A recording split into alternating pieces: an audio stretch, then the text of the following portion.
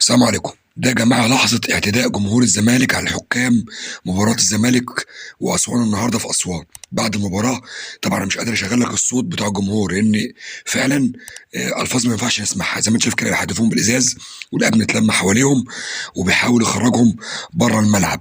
يا ترى بقى هنشوف رابطة الأندية واتحاد الكورة هيعاقبوا الجمهور زي ما بيعاقبوا جمهور الأهلي والّا هتعدّي زي ما بتعدّي؟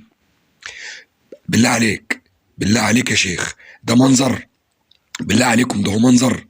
بجد يعني فين يعني رابطة الأندية فين واتحاد الكورة فين؟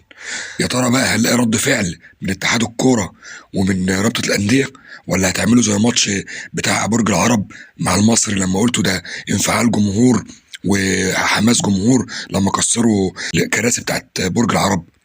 ما هو أنتم اللي خليتوهم يعملوا كده. بجد طبطبوا بقى عليهم اكتر واكتر. يا رب يكون الفيديو عجب حضرتك، ما تنساش تشترك في القناه، تفعل زر الجرس وتشير الفيديو وتعملوا لايك. سلام.